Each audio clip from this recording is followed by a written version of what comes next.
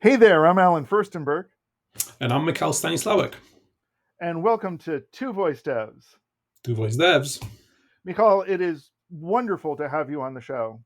We have wanted you on the show for years now, since you were so influential in helping us get started, in helping Mark and I, just get things off the ground. So it is fantastic to have you here. Well, thank you so much for the invitation, and it's such a pleasure to see that you're now above 200 episodes. It's been such a great journey. It really has. For those who are watching that have not been on this journey with you, was not there with VoiceLunch years ago now. Can you kind of tell folks a little bit about yourself, uh, your career, how you got from where you started to where you are now? Sure. So my career wasn't really set in within like technical space. I mean, I always liked computers. I started with Atari with like a tape recorder, like Atari 65 XL. I think was one of my first Wow. computers. Okay. Now that may not be a computer that's familiar to those of us in the states. But so it's cool. No, it's always great to hear about people's first computers. That's great. Yeah, so there was always this aspect of technology throughout my early life, and there were Amigas and early PCs, 286s, 386s, and all sorts of that good stuff. But I went on to study management and marketing, and I actually got my Hmm. master's from that. And soon after, actually during my last year, I went on to work for Microsoft as a project manager. But when working there, with developers and managing them, I thought to myself, I can't really do that job properly if I don't really understand what's happening, in the trenches. So my decision then was to like give it up and go start working as a developer. And Wow. Okay. from there, it went, in all sorts of different places, being technical lead, being, an architect. That was a job that I did for quite a while. Chief architect, and then VP positions within like larger organizations, but mostly around video, media, and entertainment and broadcast. That's where my main background really is. And from there, in 2018, I think that was the year when it all shifted to voice. That's where all the early Alexa work for us started, Google Assistant, and that's when I founded utter.one here in Poland. And since then, we have been working purely on either voice-related projects or on at least conversational AI-related projects. Nothing else. And that's largely how uh, during the pandemic, I and so many others connected with you when you created VoiceLunch. Yeah, that actually started, somewhat selfish because we realized after being, I think, at All About Voice in Munich or in Germany somewhere, that this is the year where we're not gonna be able to meet people, right? And we were all hungry for like experiencing all different things and learning so much from the community. So we're like, you know what, let's start talking to people, and one thing led to the other, and VoiceLunch happened, and that was somewhat unexpected because I guess the size of it was unexpected for us because we at some point we had local voice lunches all the way from Brazil to Japan in like 20 or more places around the world, and that was just crazy. It was amazing watching week over week more and more people join just for that connection, just for that. I didn't realize I was the only one doing this sort of stuff. Hmm. And seeing how you and Carol were recognized as leaders in the voice space, as bring not just bringing people together, but bringing your own knowledge to these experiences and helping people make those connections, and that was always wonderful. Um, but and it's good to hear that you're still doing stuff in the conversational space. But I imagine it's different now. Yes, I mean, it feels like it flipped. If it flipped, I don't want to say 80 degrees, but 150 is probably the right angle here. ChatGPT, when it was released, it changed how people perceive conversational space, and I think it set a new bar for any conversational experience. To be honest, but it also brought the expectations that were really high when people were buying their Alexas. Most of the like everyday people, they were like, "Oh, I'm going to be able to talk to that smart speaker." And then their first interactions started, and they realized it's not as conversational as they would want. So I think the chat gpt moment was a magic moment for like the everyday customer, because people realized that now technology can actually converse with you. It felt more natural, whereas Alexa still felt kind of stilted. ChatGPT, even though it was in a very different space, Hmm. it felt more natural. It really did feel that conversational that everyone thought we were getting.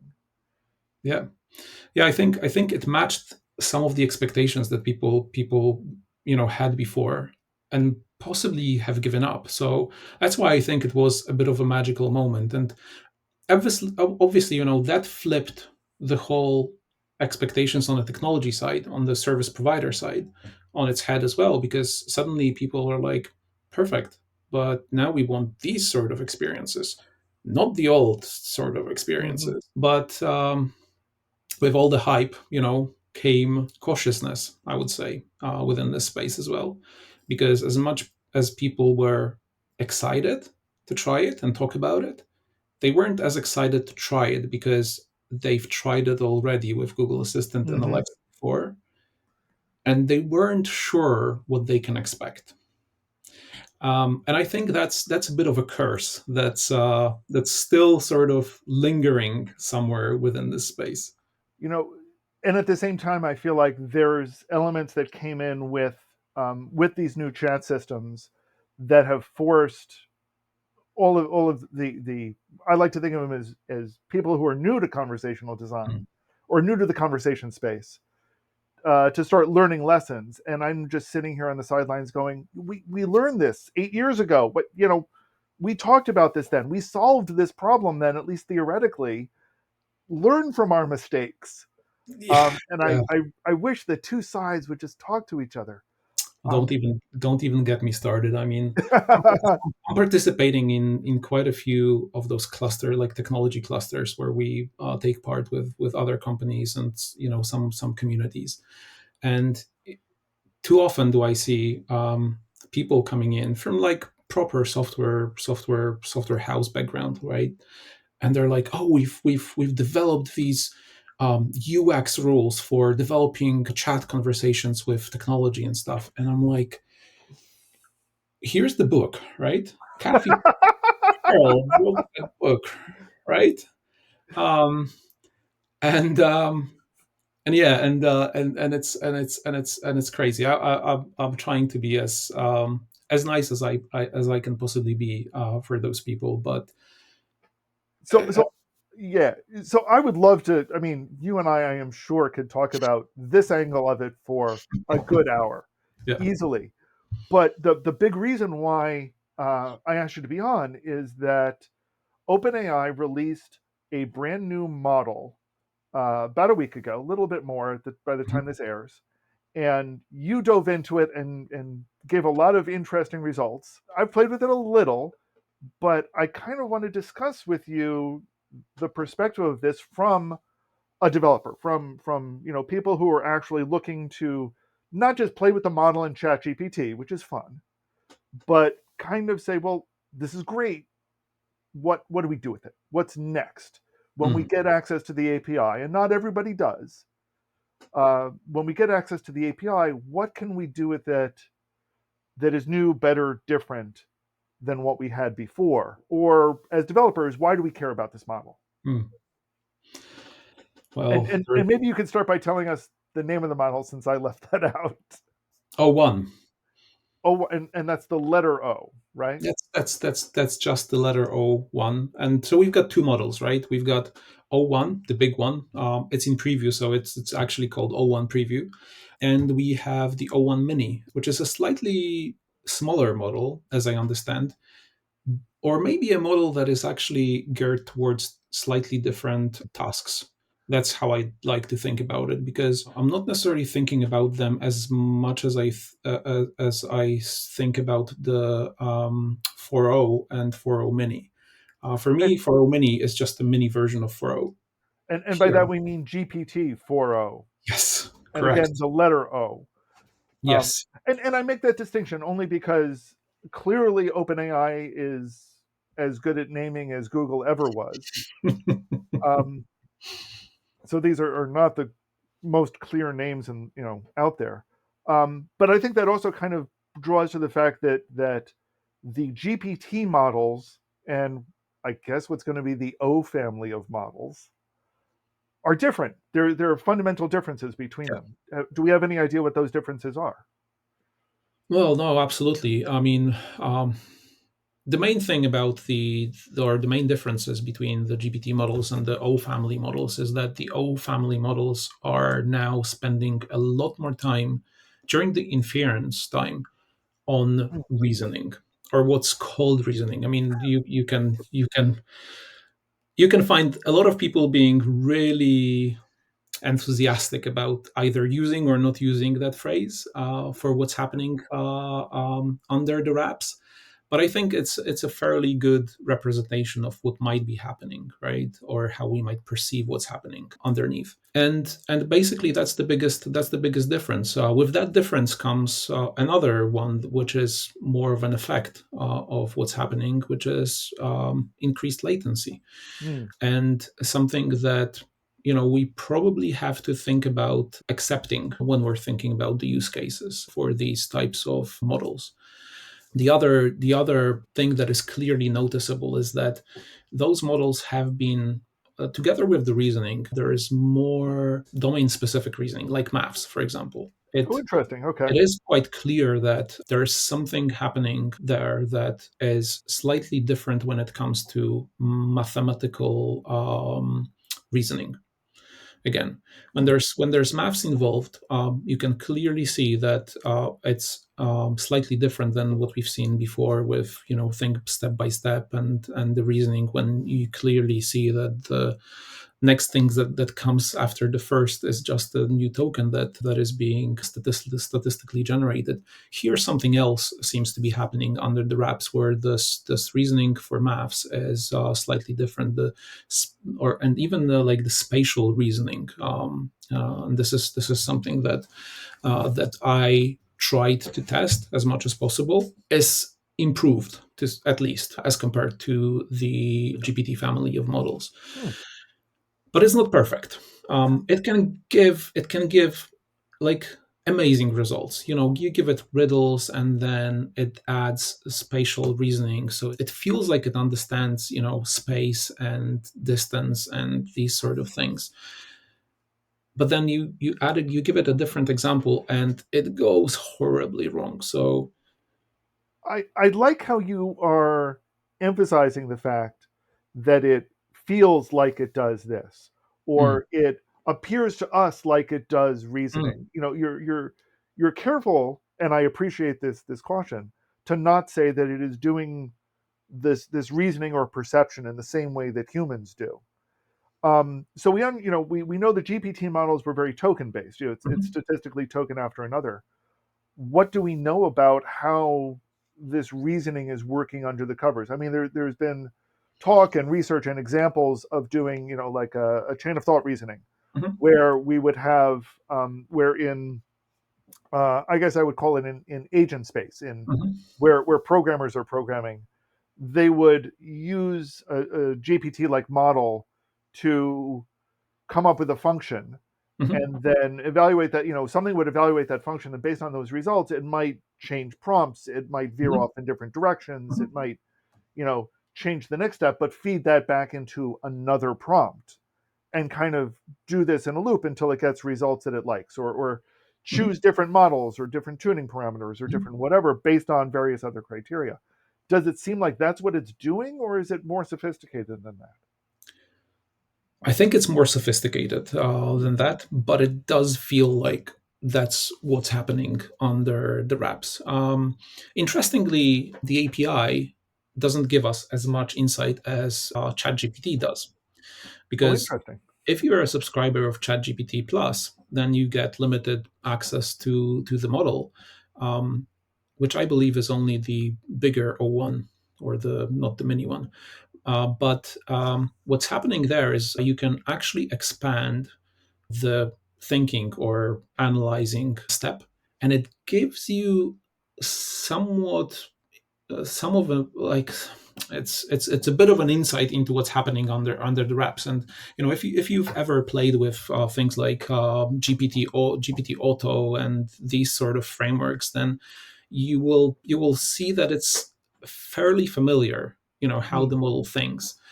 It's also fun to watch how the model can, for example, change language when it thinks. It can start thinking in English and then start reasoning in Polish, for example. That's what's happened to me when I Interesting. was working with Polish texts, for example. So it would start with an English analysis.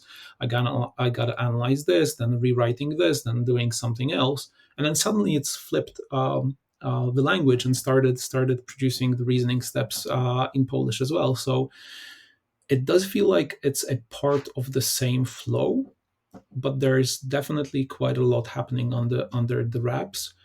Um, and it's unfortunate that we don't get a better insight into it, because that's what I think is preventing me at the moment in using this in production. Because when I look at new models, I'm always thinking from a perspective: how can I use it with clients, right?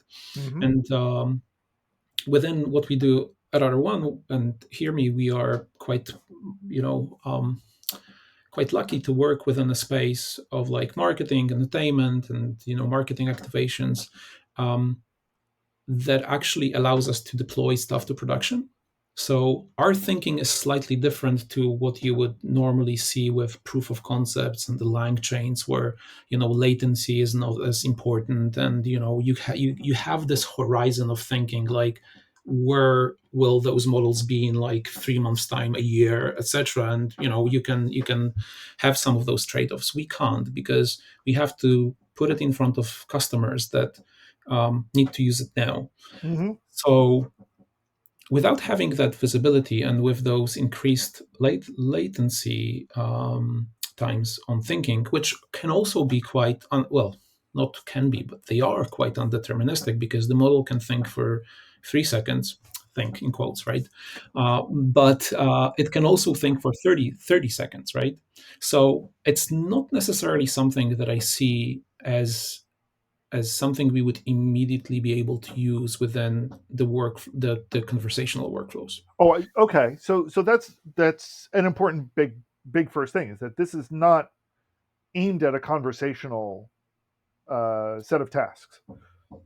Maybe in the future, Okay. because I can see this improving, right? I can see the latencies getting smaller, and I can also see where you could have conversational experiences that allow the end user to give you tasks that would require more time, and the user would be okay with that time being spent there, right? So I can see that those specific use cases that where this could be fine, but not for your usual chatbot, not for your usual quick response type of scenario.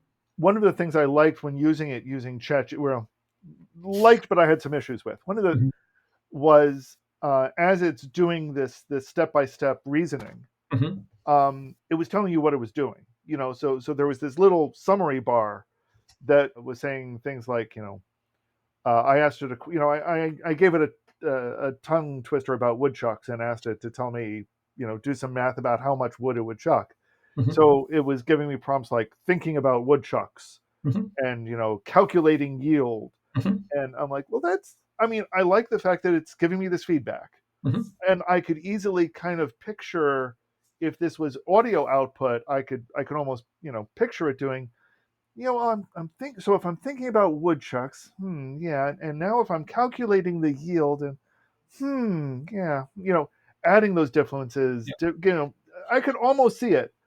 Um, but it also disturbed me that it was giving me phrases like thinking about, Mhm. and that felt kind of, you're not thinking. I know you're not thinking.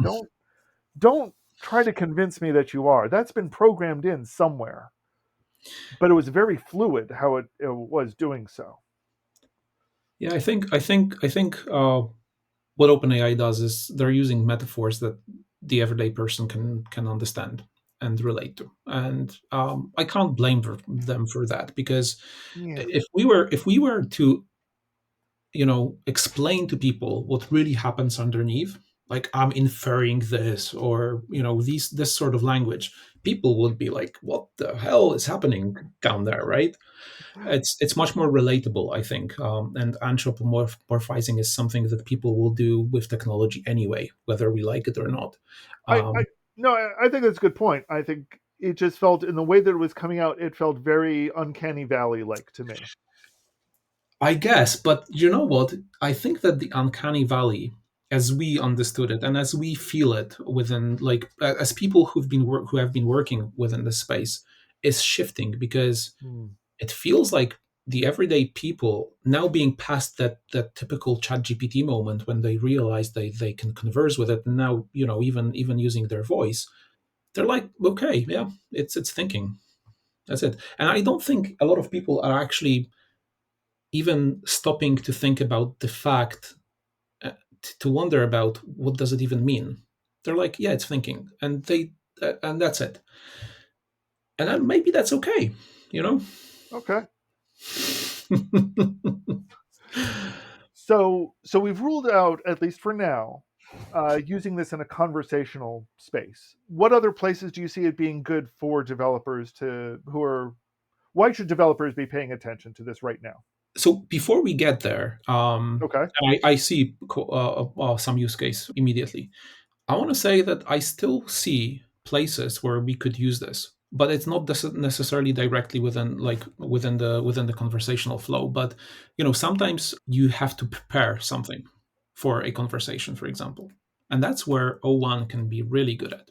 So, if, for example, between the time where you have somebody submit something and the time where the conversation starts, you've got enough time to perform some actions or run a Ah, workflow.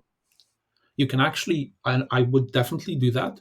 I would definitely try to use O1 to um, do that reasoning, right? And figure it out, and possibly give it more data. Things like, websites, or in the future, the ability to use tools. okay. I want to follow up on that in a second. But Hmm. so you're thinking in terms like when I am if I'm in a building a RAG solution Hmm. as one example only. Hmm. As I'm submitting documents to be indexed, get their vectors stored, store that as part of that process, or maybe once that is done, turn O1 or its equivalent loose on this and say, what do you deduce from this? Or ask some high level questions and put those into the solution set as well. So kind of pre-generating some answers, or is that kind of where you're thinking on this? Yes. So, like, data ingest is a good example, right? Where you would definitely use some reasoning sometimes, right? Mm, Especially with the types of data that you might be getting. But I was more thinking about, let's say you've got a scenario where you've got users that want to discuss something with you as a company or as a brand, but in order to do that, they need to submit a set of maybe papers, or they need to submit some form of a description of the issue that they are coming with. And between the time that they press submit and the time that the agent pops up, because people are also used to, like, that not necessarily being immediate, it's like connecting you to an agent, you might have time to run O1 on that set, possibly also using RAG to extract and add more context to that, and, for example, to prepare follow-up questions for that person, so when the agent joins the call, it's not asking the user to maybe state the obvious, but it's actually asking follow-up questions that it needs to solve that case quickly. okay. So basically, using this as taking 30 seconds to review the case file Yeah. for that sort of idea, mentality. Okay, that makes a lot of sense. Yeah, or even attaching it at the end of the conversation, Mm. to draw conclusions, come up with follow up actions and questions maybe and things like that, and maybe coming up with who else to engage from within the company, or where to send it to. I think these are going to be places where we can already start thinking about how to plug it in. Oh, that makes a lot of sense. So in places where it's not where it's part of the conversation, but Mhm. not necessarily time critical in the conversation. Exactly. Okay. So that those seem like great spaces to me. Okay. So what else are you thinking?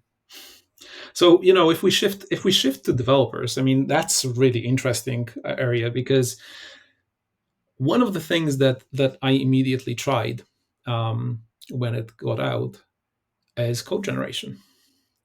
And boy, I mean, even compared to like the cursor with Claude 3.5, and V0 with the ability to generate the UIs and whatnot, O1 generates code that is runnable, right? Hmm. I mean, now we probably, as developers, we've already used to the fact that if you're using copilots of any sorts, right, or models, you're getting results that don't necessarily compile, or that you might need to fix or tweak I here and there, right? And I'm honest about this. I don't use AI Code Assist because it doesn't help me. It slows me down. and in some And cases, that's and and I go back and try it every so often because everyone keeps saying it's great, and I'm like, I fully believe that it works for people, but I haven't found that yet. But you're saying yes. this is taking So it to another level again. I think it is. Maybe not everywhere. It's not perfect in every angle. So, for example, I would still generate UIs with V0 because it's still better. It has better user experience than O1. O1 can do quite a bit in that space, more than the usual models as well. But if I like, it makes sense to generate discrete pieces of code now. It really does, because what you're getting is directly usable. And it's not only my experience, it's also the experience of people who are trying coding without being coders, but people who have this mindset of exploring and understanding what they want and being able to define the product, right?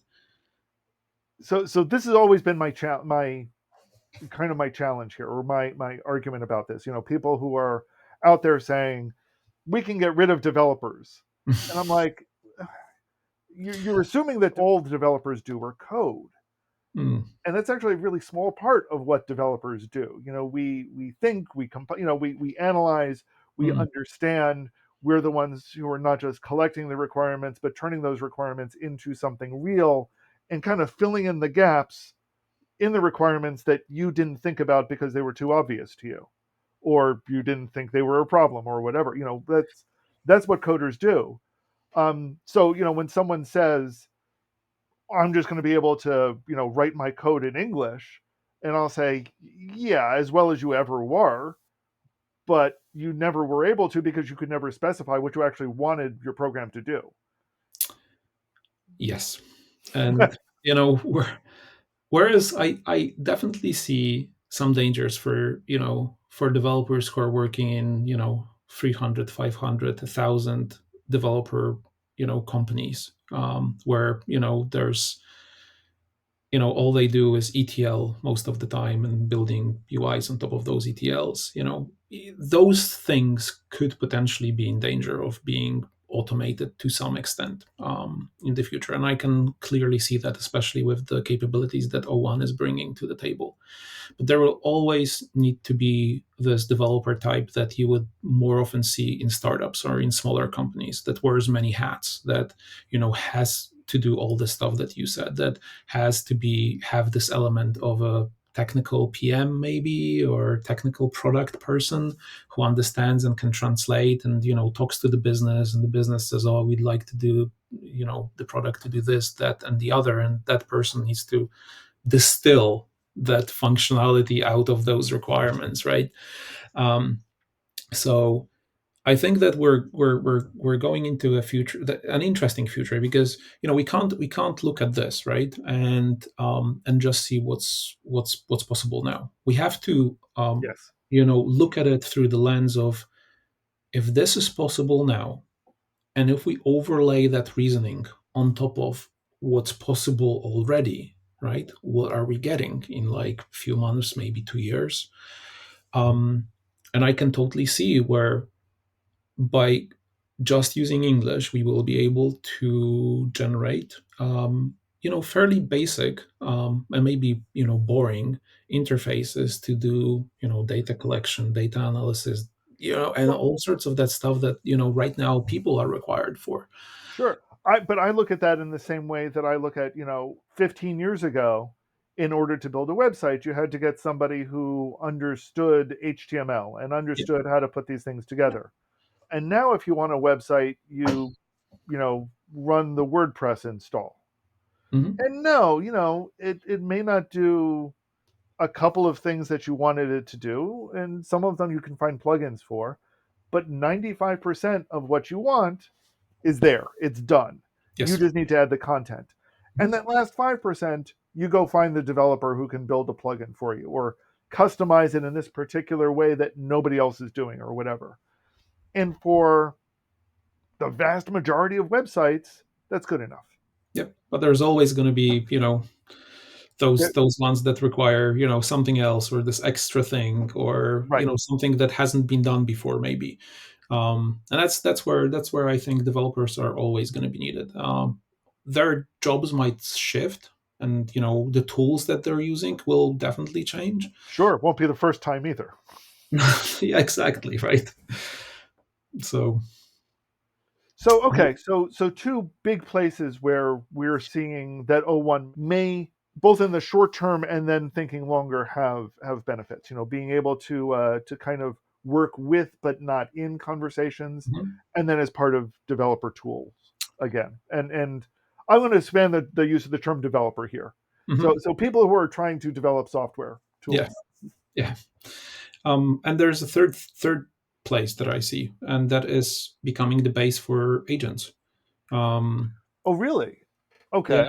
I think that we're now in a place, maybe not necessarily these models that we have in front of us, but though these models are going to influence the next wave of models that are actually going to be more geared toward building agents.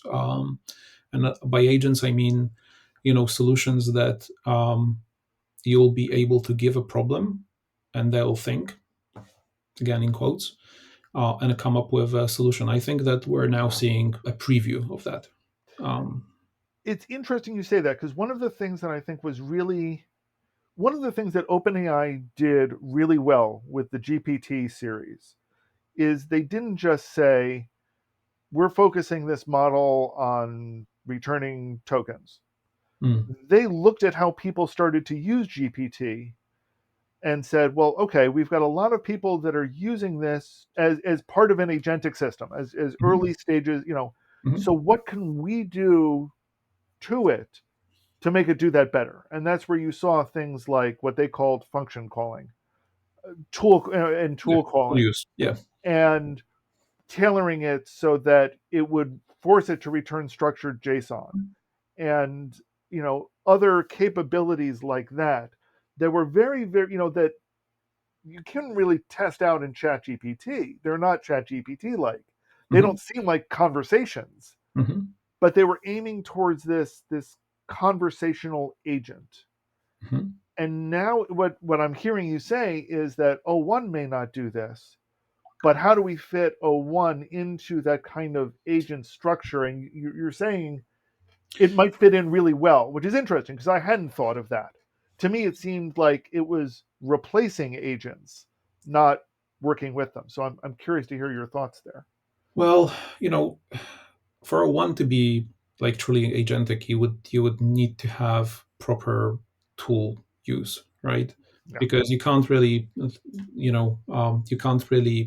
talk about agents that can't do anything, right? Because at the moment, if you can only think and come up with things, then it's great, and it goes a long way above the GPT models. But and I'm pretty sure that people will still make a one. I mean, again, with tool use is nothing that the model deciding to use a tool, right? But what I mean about tool use is that the tools are being used as part of that thinking process, not necessarily as Yeah. part of the outcome that comes on, because that is something that we can do, right?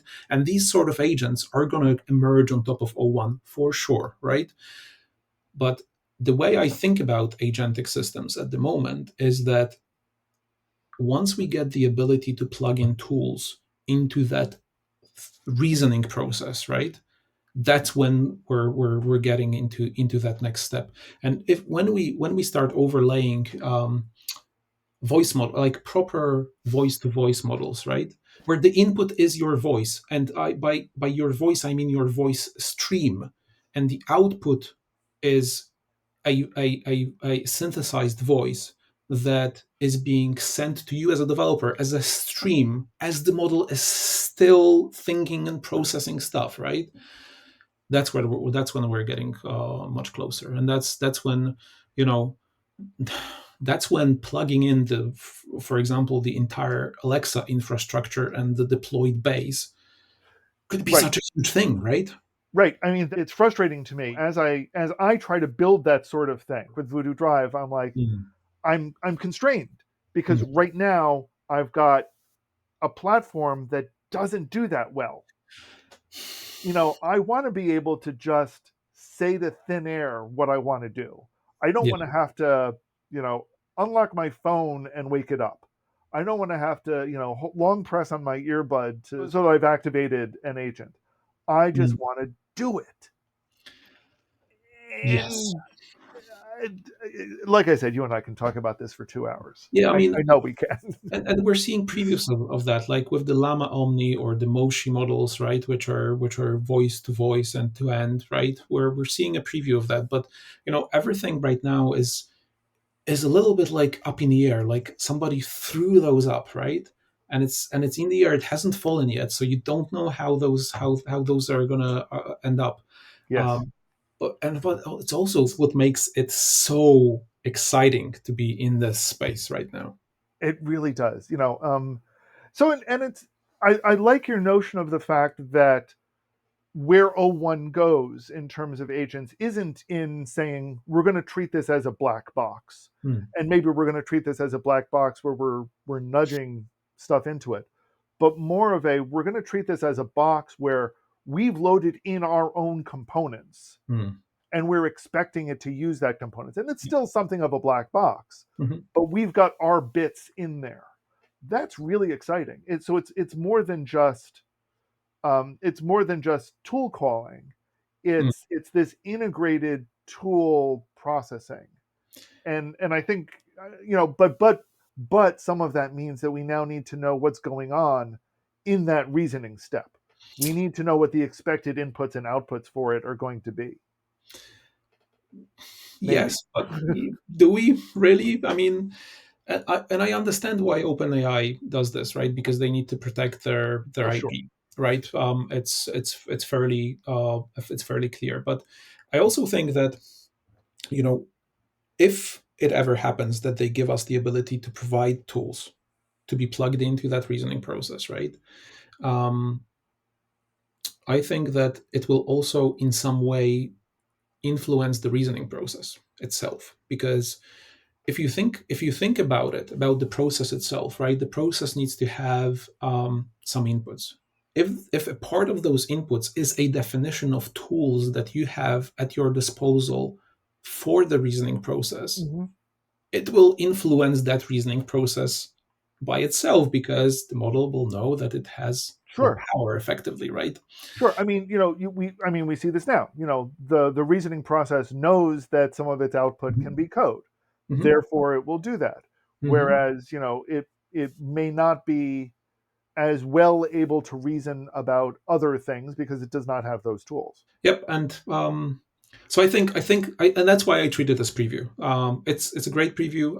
I think that over time we will be getting more insight and possibly more influence over the reasoning process. Or maybe I hope that we will, because this will make it way more powerful for us. And especially from the perspective of building agentic systems, it won't leave so much, maybe not to chance, but to the decision of the model itself, right? Because that's the other thing. We talk to clients and they're like, how can you guarantee that this is going to happen? It's like, no, you can't. I mean, this is Yeah, AI, right?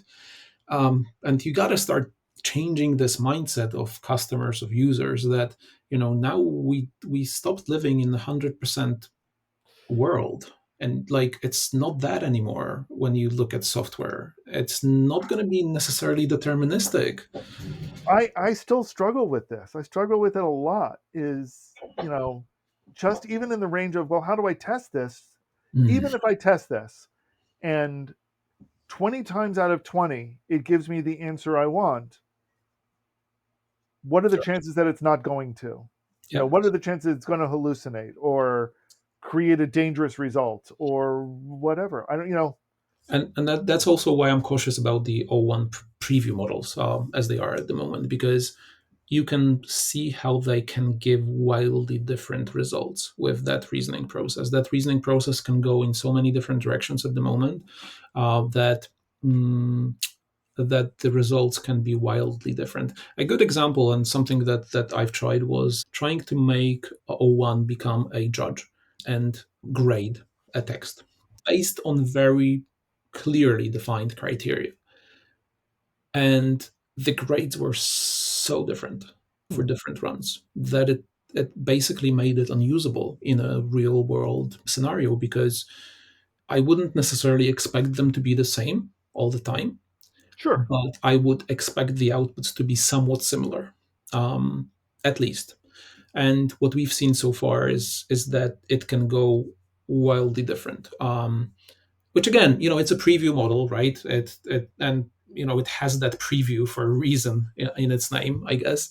Um, but it's exciting. It's exciting to see. It's even exciting to see how it reasons around those things. And again, if you're using ChatGPT, not through the API, hope they will add that within the API, because it's gonna be so useful, even for what you said about giving the user of your tools, right, the sure. feedback of like, I'm thinking about this, thinking about that, doing this, doing that, analyzing this, analyzing that. At the moment, through API, you don't get that. So I hope that we're gonna get this. And I said through API, but basically what I mean is through the playground, because so far we haven't yet plugged it into the API. So I need to correct myself, and maybe the API gives you that insight. Playground doesn't. So Interesting.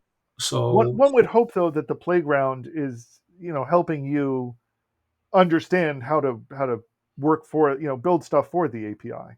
But you're right, we don't completely know what the API gives us. yeah, I mean, I haven't checked that myself, so I don't wanna sound too definite on that. The playground doesn't give you insight into that, and that's what we mostly use for tests so far. So before we finish up, I just I kind of want to touch on, so this is fantastic. It's really exciting to see what OpenAI is doing here. Um where does how does everyone else respond to this?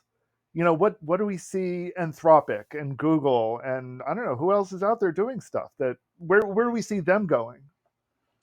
Well, there will definitely have to be some form of a response. At the moment, I don't believe anyone has released anything that is even close to what OpenAI has released with the O1 family. But especially when I think about Meta and Llama, this is interesting, because their response to this will have to be open.